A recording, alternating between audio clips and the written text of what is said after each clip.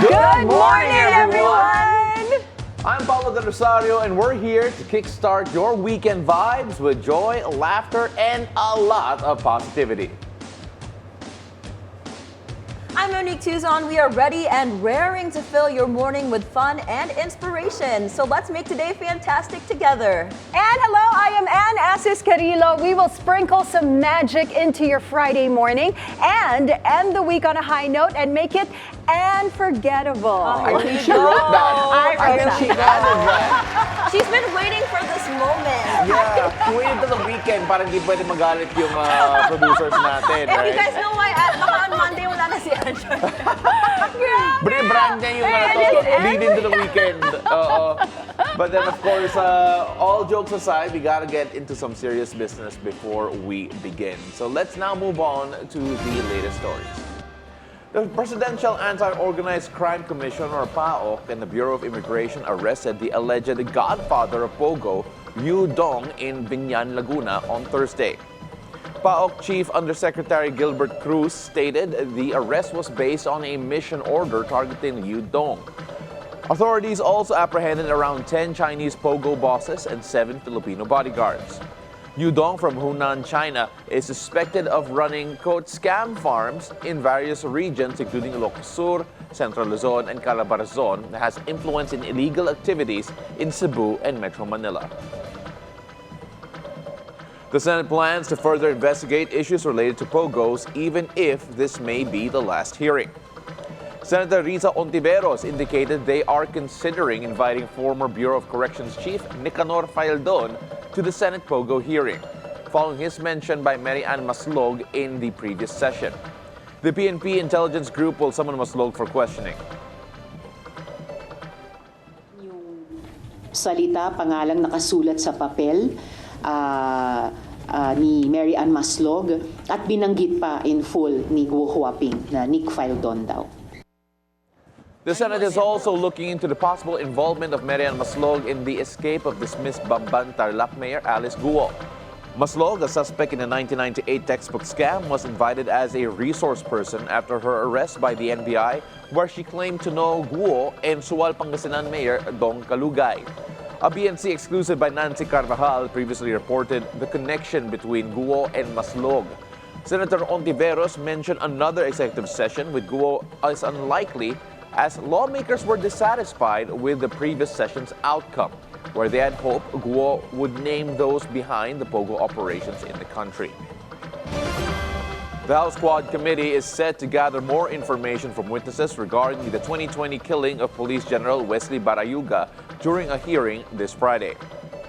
Surigao del Norte's 2nd District Representative Ace Barbers, the overall chairperson of the mega panel, announced on BNC's agenda that the committee aims to conclude its investigation into the drug war and extrajudicial killings in this session. May mga punto silang ipapahayag na pwedeng makatulong dito sa usapin sa extrajudicial killings doon kay General Barayuga. No, yung iba naman ay iba pang extrajudicial killings na may kinalaman sa drug war. Among the witnesses expected to testify is Santi Mendoza, an official from the Philippine National Police Drug Enforcement Group, who has been invited to return. In his initial appearance before the committee, Mendoza provided a sworn statement alleging that former PCSO General Manager Royema Garma and Applecom Commissioner Edilberto Leonardo ordered Barayuga's killing. Barbers mentioned that the committee is thoroughly evaluating all testimonies from witnesses. He also indicated that the hearings will proceed after the investigation into the drug war, shifting focus to other related issues, including crimes associated with Pogos. Newly installed Interior and Local Government Secretary John Vic Remulla on Wednesday vows to crack down on Pogos in the country, starting in Cavite. Speaking on BNC's agenda, Remulla said that he gave Pogo hubs inside the 36-hectare island cove in Cavite until December 15 to wrap up. That's 2 weeks before President Bongbong Marcos's December 31 deadline, when licenses expire for all Pogos in the country. When asked why he didn't close down Pogos in Cavite back when he was still governor, he explained it's a matter of directive.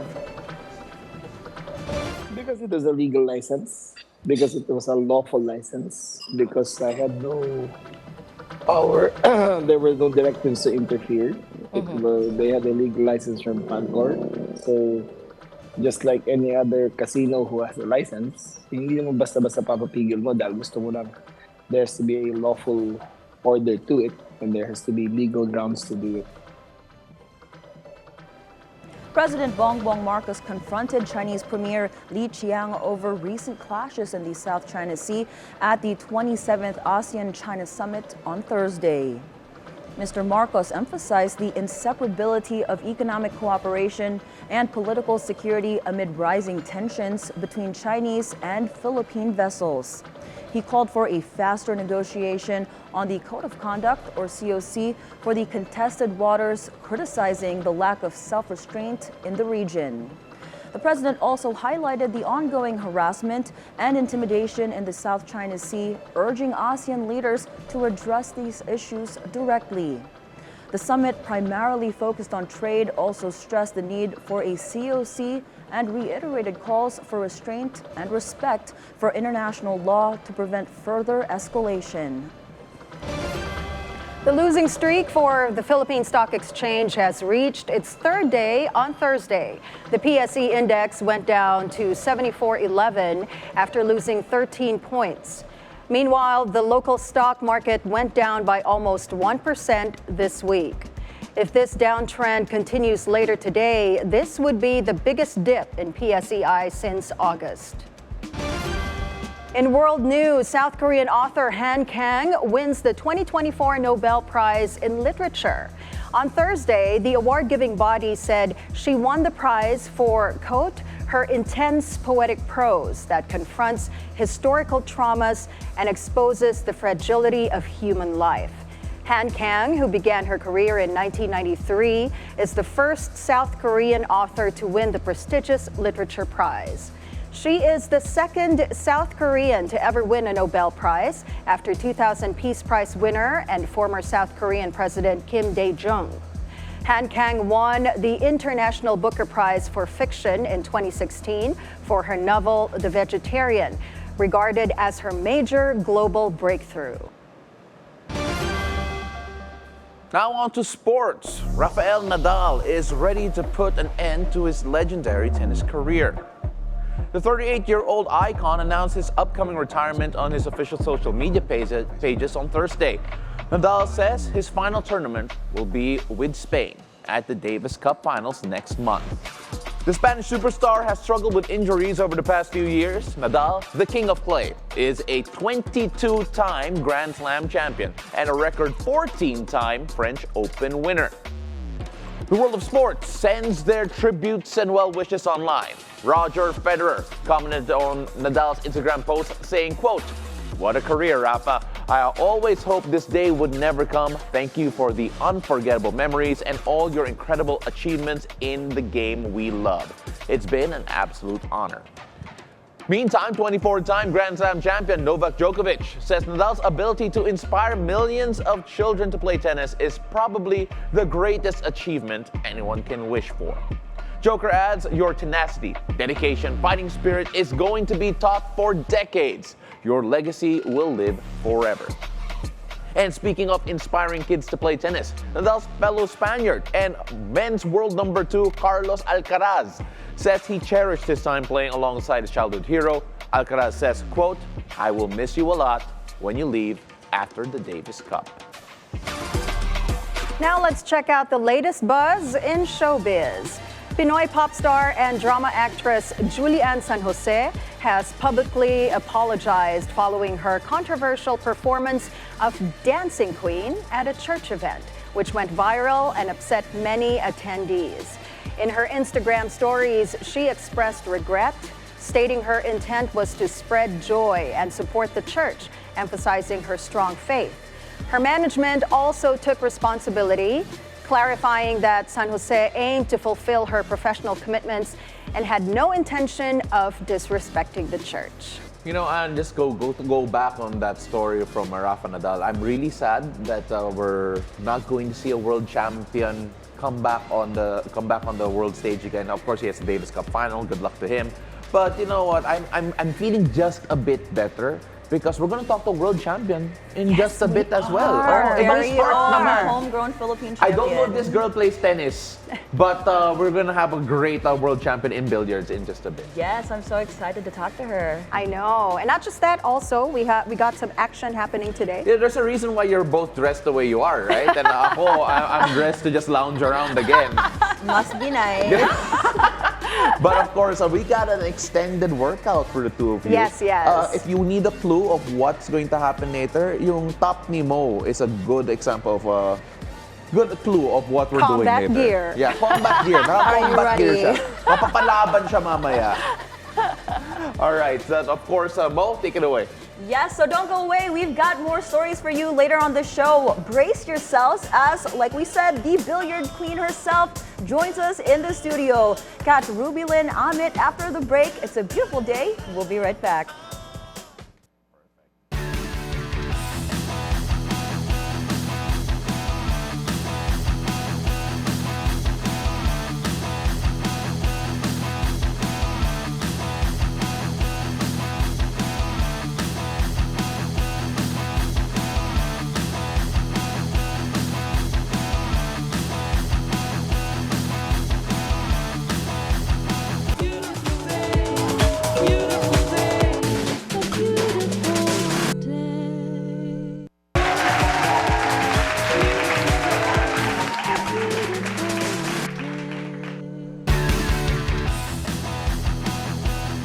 Welcome back. You're still watching It's a Beautiful Day. You're seeing live pictures along EDSA White Plains on the right side of the screen. Northbound going on to Cubao.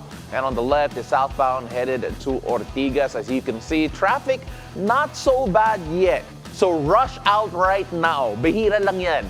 All right, traffic not too heavy in the White Plains area, especially northbound. Traffic starting to build up southbound, but then if you leave now, you can still enjoy a relatively good driving experience. Again, bihira lang yun, especially on a Friday. But of course, we go back to what we're talking about here. 2024 has been quite a year for local billiards legend, on the way not to being legend na. Rubilen Amit made her story last month as the first Filipina pool player to win the Women's World 9-Ball Championship, also empowering women through the sport. Joining us live in studio is the new World Women's 9-Ball Queen herself, Rubilen Amit. It's a beautiful day, Bingkay. Thank you very much for joining us. Beautiful day, Paolo. So, I'm so starstruck right now. Iba. I mean, Yeah. I've interviewed Bingkay a lot of times, but then every time I talk to Bingkay, she always wins a new world title and or always wins a medal. But first off, how does it feel? Kasi kauna-unahang world champion na Pinay in the 9-ball. It took me a week actually to really absorb everything. Because when I was there, it was just really playing and enjoying myself. And I would say it was quite an experience with everything playing it in New Zealand and having all those Filipinos. Actually, honestly, feeling ko nga hometown because a lot of Filipinos, like 3/4 of the crowd, if not more pa, were Filipinos. Wow. That's perfect. I mean, of course, alongside this, we have a lot to talk about kasi may Amit Cup ka rin. Yes. May advocacy ka rin when it comes to that. So, siguro let's talk about that first before we go dive deep into yung 9-ball triumph mo. Yung Amit Cup, what is it? Obviously, it's your tournament. You're now a promoter as well. So, what is it about? When I started playing back in 2005, I've always said that I wanted to pave the way for women's pool. So my thinking at that time was that I wanted to win, and hopefully inspire more women to pick up the sport because billiards is truly a beautiful sport. But then sadly, years and years after, I was like, how come there are only a few women players playing still? So in 2019, I offered free lessons for women who were interested, regardless of age, regardless of level. But then only a few women would sign up.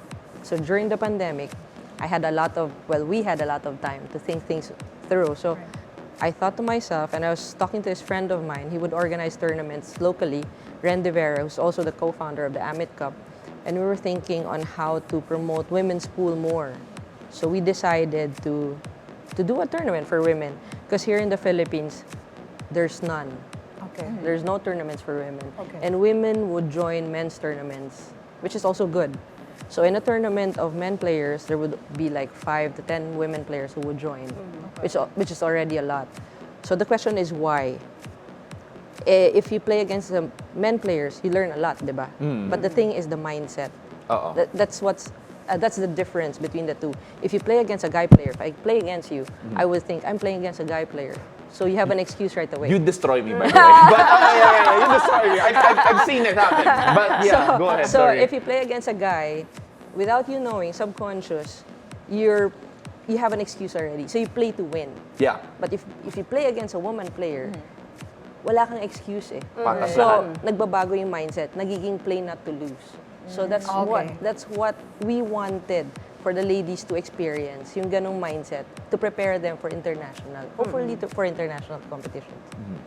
And of course, syempre, I remember for a very long time it was you, Cheska, Yes. really bannering the women's sport billiards. Pero again, very early on, I remember since 2019 pa lang to, or very relatively young yung Amit Cup.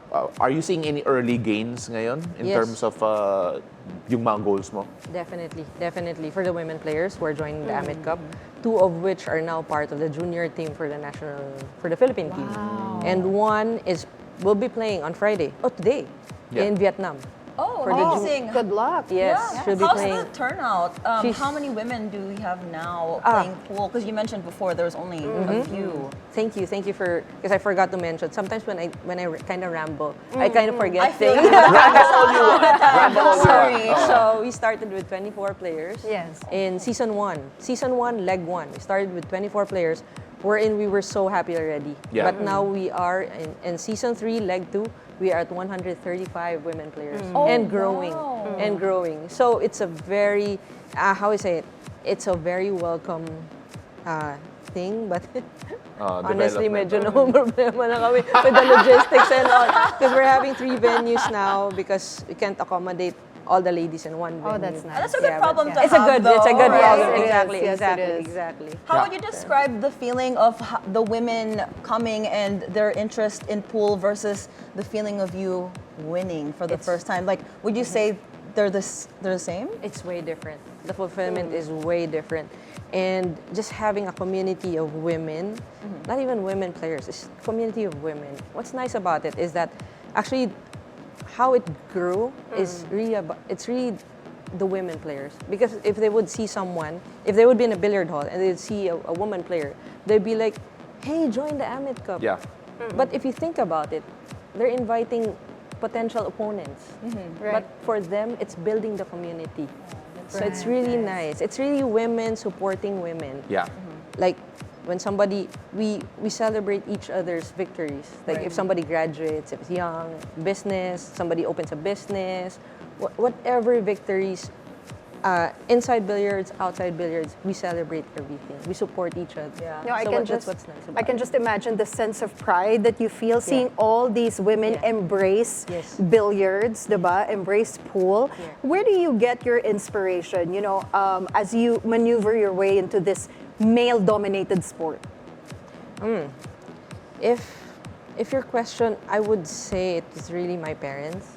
Especially it's a male-dominated sport, and when I started, it really had an image wherein it was considered more of as a vice than a sport. Yes. But it was really my parents who pushed me and encouraged me, and how to say it, they didn't make me feel that it was a sport wherein women would be at a disadvantage somehow when I started. It was really my mom and my dad. It was your I would father who introduced you to playing billiards, right? It was my Yeah. dad. Yes, It was yes. my dad, and we were both beginners at that time.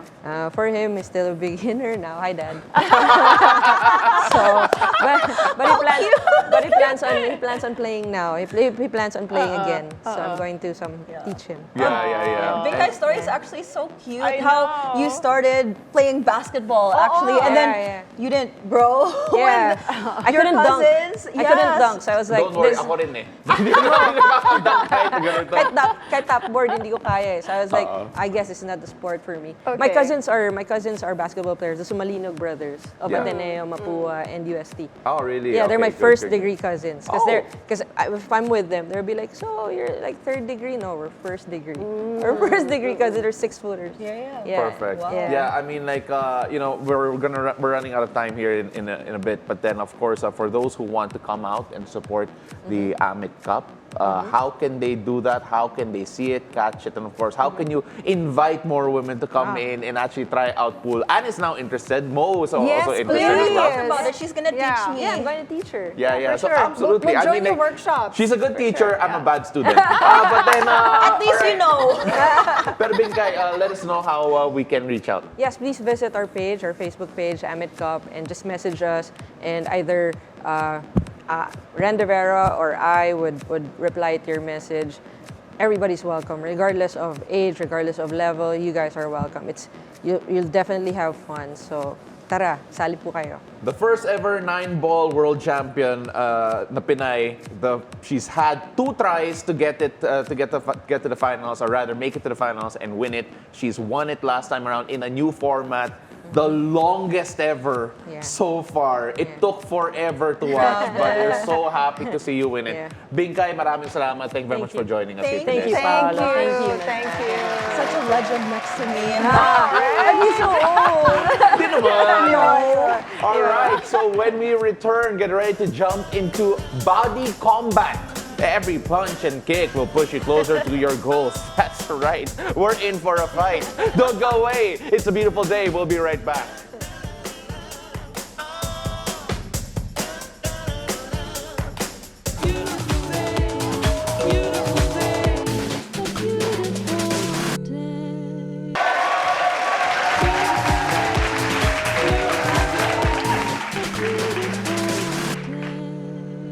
Welcome back. You're still watching It's a Beautiful Day. Today, we unleash the power of body combat. Picture this: high energy beats, fierce moves, and a workout that feels more like a battle than a chore.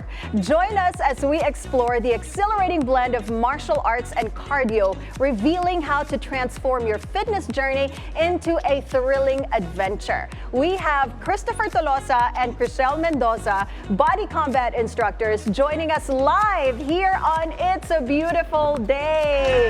Golf and chat, welcome! Thank you for having us. Thank you for joining us. Ready na kami sumutok. So anyway, body combat.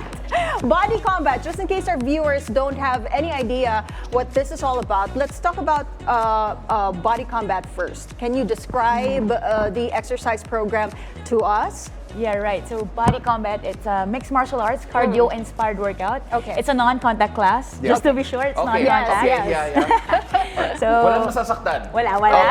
Okay. So basically, it's just really applying the mixed martial arts thing. Okay. And usually it's an hour, and we cater to all age brackets. Yeah. So we have easy options for if you want to take it slow, or we also have the advanced options if you're just really doing body combat for a long period of time. Yes. Yeah.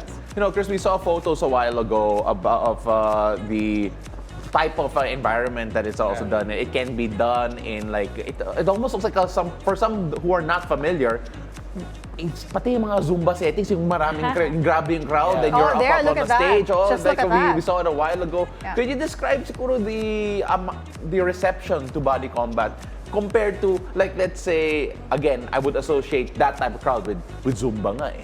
Pero ito, mas violent ng konti. Mas fierce. Mas fierce, Yeah, oh. mas Yeah, fierce. So There I you think go. for body combat kasi most of the people attend the class, especially in the clubs, are yappy. So most of them, so kaya ito yung mga tao na they choose to a more high intensity workout. But of Okay. course, just like what Cha said a while ago na we also cater to an older bracket of people. So, all ages ito. Because Yes. I remember, di ba, there are tita groups attending body combat and di sila nag-absent. Yeah. Natuwa ako sa mga yuppies mga galit sa mga boss nila. Yan. Sana yung mga may konting pent-up energy. So medyo may hugot ng konti kapag nag-body combat. May sound pa yun. Ha! Yes! It's all about imagination. Uy, medyo hindi ko siya, Hindi ako pinayagan mag-lead. Pero okay, so you take a look at how you learn, how you started this. Why did you decide to teach body combat? Personally, I was an attendee before. Yeah. So when I was still in college, not so long ago, I started attending gym and I joined the class. It just really inspired me. Like, I want to do that. Yeah. Tof, ikaw. For me, just like Cha, I started as a member. Yeah. So, attending class and then sabi ko, oh my God, ang saya ng class na to. Nakaka-empower kasi siya eh. So, Yes. about yung punching and kicking, sobrang ang sarap sa feeling. So, stress reliever. And then, one day, they had an audition. So sabi ko, I wanna try. So parang, Was this your first program? it is my first program. okay, It is my first program. So, kaya natawa din ako. So, I tried auditioning and then I got in. So sabi ko, baka itry kong while doing the thing na gusto ko, and then at the same time, medyo kumikita tayo ng konti. Yeah. Yan yung importante. Hitting two birds with Right. one stone. Yes, exactly. You mentioned the word empower. Paano siya nakaka-empower? Kasi since upbeat yung music, and then you're punching and kicking, so parang feeling mo ikaw si Manny Pacquiao, ikaw si Jet Li. So with that sense of environment na kine-create mo for yourself, and the environment around you, parang, oh my God, ang saya. So, Plus parang, also the feeling after each body combat class. No, ibang klase yung energy. You're on a high. Yes, it is. Yeah, that's exactly how you would describe it. As soon as you finish a workout and step out of the class, wow, I feel so energetic, I feel so powerful, di ba? Yeah. Ako medyo nahook pa rin ako na Jet Li yung ginamit ng reference. Medyo lumalabas yung generations natin. mali yung ginamit ko. Bago ngayon. Can you tell us a bit more about the misconceptions with regards to body combat? Kasi again, combat is it feels like such a male word.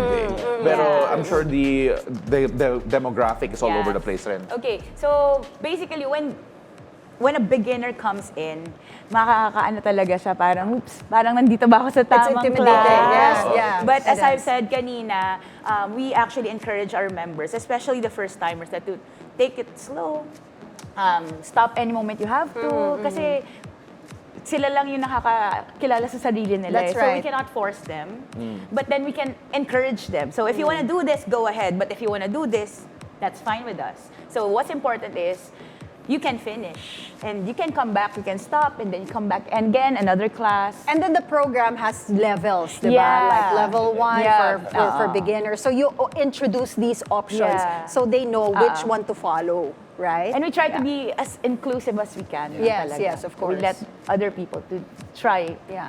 Male, female, Yeah. all ages. All ages. Sabi ko nga, Ages. mga tita. You know what? We guested si ASEC Albert Domingo a few weeks back, and he talked about RPM, which also belongs to the same umbrella, Les Yep. Mills, right? So, body combat, RPM.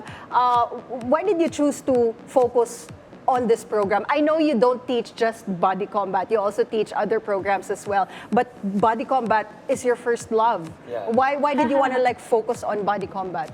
Me or Toph first. Sige, Toph. Parang pageant Yes, Toph! First na to eh. Yeah, actually, it is First my love never first. So dies.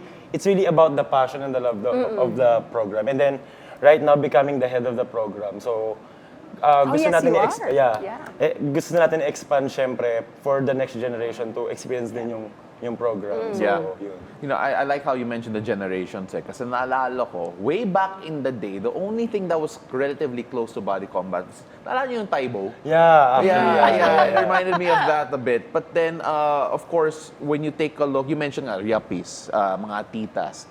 What do you think makes them keep coming back? Why do they keep returning to body combat? Yeah. Because it feels like such a successful program. I think for me, I see it like the community itself. Yes. Yeah. Like being part of something, it's Yes. really empowering, like Toph said, and just really, just being in a routine and then having fun at the same time, like exercising and just really working out. And I think every day then we have everyday classes and then the just having group of people that I can spend time with more. Yeah. Yeah. So in a while, we're going to actually have you guys demo. Yes. Anne is wearing her workout I gear know, because I'm she's super ready. Yeah, Mo is But- actually warming up right now. Kaya wala siya ngayon eh. Nagsa-stretching siya ngayon. She's getting ready mentally. But before we do our workout, kasi hindi sasama si Paolo. I mean, like, Hindi you know, I'm kasama, wearing a kaya hindi corduroy yan jacket nag-outfit right now. There's a gathering tomorrow, right? The body combat community will be coming together. You will be teaching. What are you teaching tomorrow? Actually, it's the 25th year of the program. Yeah. So we'll celebrate the program tomorrow. So Okay. so we invited the community to celebrate that. Mga body combat Yeah. enthusiasts. Yeah, so, Yes. So it's gonna be in UP Diliman, UP Jimenez Diliman. Gallery. All right, It's tomorrow, perfect. yes. So is Yeah. that open to people to come by and check out? Or by invitation Body lang ba yan? combat members siya, Yes. right? Oo. Yes. All right. So anyway, when we come back, we're going to have my co-hosts do the challenge themselves to incorporate body combat into their basic routines. Don't go away. It's a beautiful day. We'll be right back.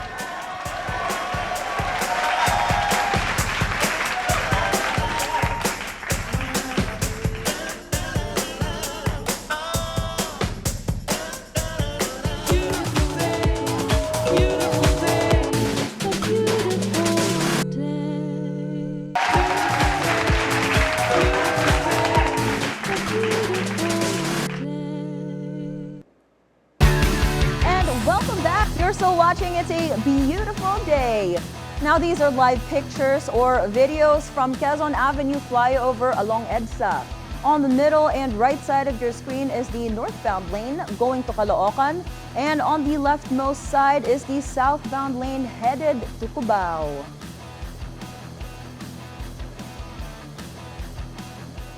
Now, earlier, we explored the ins and outs of body combat. And now, woohoo, I am ready to take on the challenge with some moves and techniques. To all of you at home enjoying your coffee, put it down first. Join us in this workout. Let's turn that sip into some serious energy.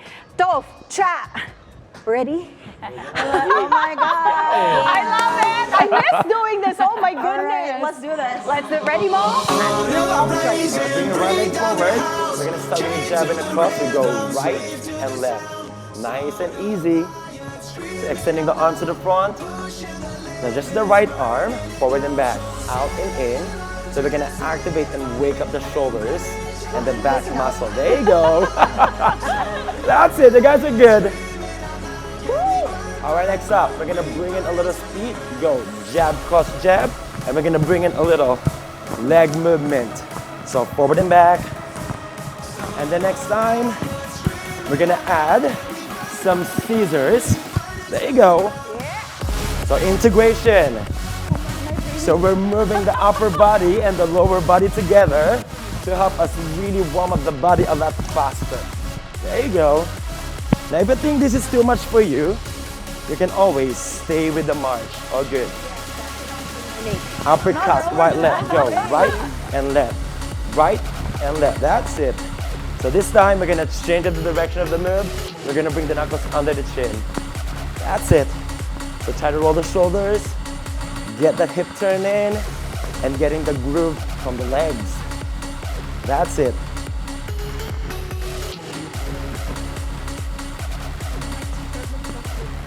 I love your concern, Hold it. Mo. All right. We're gonna do that again to the other side. Alrighty. Ready? From the top. Do it again. Other side. Now remember, 2 straight knuckles to the face and opponent. An imaginary opponent right in front of you. 3. 1, 2, 3. Hold. 1, 2, 3. Go again. Straight out. Try to roll your shoulders and extend those arms. Hold it. Do it again. Now the key here is engaging your core and driving the punch out. 1. Add on. Scissors. Shuffle the legs. 3 out. And shuffle. 1, 2, 3. In and out. Good. Are you guys good? Yeah. There you go. Stay. Last one. Get that. Uppercut, uppercut. 1 and 2. Elbows in. Roll. Stay. Almost there. Try to lift your heart rates here. Keep it going. See my heart rate right now. And again, this is just a warm-up, eh? We're just starting. Yeah. A body combat program. Yes, it is. A body combat program has 7 tracks. Warm-up All right, let's go down to the legs. We're gonna warm up the legs. To the lower body. I've got to stretch. Right, left. Go. Right and left. There you go. I gave it my also warm-up. All right, roll it up. This is the warm-up. We're gonna roll the knees. Right and left. So we're gonna circle the knees out. There you go. All right, you can turn to the side. All good. So point the toes down, raise it out with the chest. All right, we're gonna turn to the right and then turn to the left. So we're gonna open up those hips and activate the core. So try to start to pull your arms to the side. All right, hold it. Or we're gonna bring in the front kick. Right, left leg, open and close. So you're gonna lift the knees up and then open and close from the knee to the toes. All right, I think that's it. You guys are good? So that's just a glimpse of the whole program. So we're doing Are it you for... kidding me? That was just a glimpse of the warm-up. Yes, that's just the warm-up. Just the warm-up. Oh my gosh. But yeah, that was exhilarating. No, that was super fun actually. That's a great way to get your heart pumping without having to like think about what you're doing. See our heart rate, yeah? And it's so not fair that Pao was not here with us to experience this exhilarating. You know what? Pao? Ayan na. You know who I was imagining when I was punching? Si Paolo. Kaya ang ganda ng form ko. Well, you know, I was just happy that at least may idea na ako on what body combat is. Yes. Sorry, Mo. There's a reason why I stayed away rin eh. Baka may... You're just laughing right there. I'm like, wow. Of course I was. I was there busy taking notes. But of course, for those who are interested in actually trying body combat, how can they try it? Where can they try it? And of course, how can they follow you guys and get more encouraged with yung fitness lifestyle ninyo? Okay, first of all, Fitness First Club offers this body combat class and some other clubs as well as Anytime Fitness. Yes, yes. And the small So gyms that are almost starting. everywhere, Yeah, almost everywhere, the whole Yeah. Philippines. That's why yung following ng body Yes. combat is so huge. Yes. Diba? Yeah. Yeah. All right, perfect. And of course, Mo obviously enjoyed. Yeah. Warm-up pa lang. I actually enjoyed it. I'm not gonna lie, I really enjoyed it. I'm just not fit enough. So, dami kasi food sa show. But yeah, the heart rate, when you were saying, are those heart rates up? Already up. So warm-up pa lang. And of course, Warm-up pa lang, yes. again, how can you encourage more people to try it? Not just do it, but then this is your first ever program Yes. that turned you into this monster that you are today. Monster! Kaya, how can you encourage people to not just try it, but then maybe advocate for it as well? Well, as we all know, it's not always easy to do it at first. So you just keep doing it, of course. Do it constantly. And then again, you can find the program sa Fitness First and sa Anytime Fitness. You can enroll, and then from there, you can start. Or if you cannot do that, just try maybe opening your TV. There's a YouTube. There are lots of videos. Start there. So YouTube University, yes. YouTube University mo na kayo. It's all there. Just type it. Body combat, makakita ka Yeah. ng video. Then Yeah. follow it at home and see if you like it. Then you Yes. join the class, right? Yeah, Yes. 100%. I'll be there. And also, maybe let's join tomorrow. Body combat Let's go. enthusiasts na I'm so tayo for the down. body combat community gathering tomorrow. Yes? Yeah. For You- Body Combat 100. 100%. And of course, hindi nyo lang nakita, but then si Rubilen Amit nagbaboxing din sa side. Ready na siya. You should join us. Oo. Kasi we're gonna do that warm-up again. Yeah, Bingkay, come on, let's Bingkay, go. sama ka raw. Huwag daw muna. Kasi matatapos si Nesty Petesio kung nakita niya si Bingkay nagbaboxing na bigla. Bingkay, let's go. Ayan na. Yes. Okay. Alright, Bingkay, dito na ako. Ladies and gentlemen, Rubilen Amit doing body best. Alright, so they want us to do it exercise again? before Don't do the whole thing again. before we Don't lead do it out. again, but Alright, complete so na. we're going to actually lead out the show with a bit of body combat. So I can't believe we're doing this. But then that's it for me today. I'm Paolo de Rosario. Have an amazing weekend. Keep the smiles going. These guys are gonna continue working us out as we lead out. I think holding na ata to. Hindi ko alam eh. Pati yung crew namin sasali daw eh. Alright. I'm Tuzon, wishing you a fabulous Friday and an even better weekend. So stay happy and we'll catch you next week.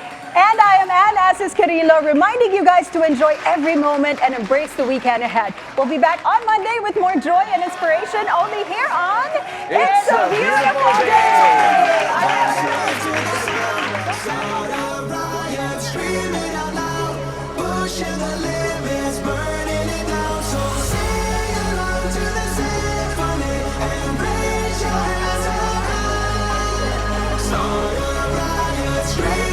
We're gonna go a little faster. Right, left, right. Hold and bounce. Go with and back. There you go. So just keeping it light to your feet. Just keep those guards up. And of course, keep the abs tight. And on. Some footwork. Going back to the scissors.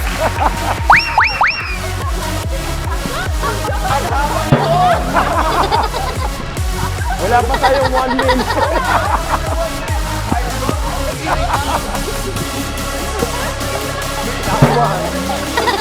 All right, elbows down. We're going to bring in the uppercut. Mom, you got this. So try to roll the shoulders. Bingkay, uppercut. Driving from the hips and the legs.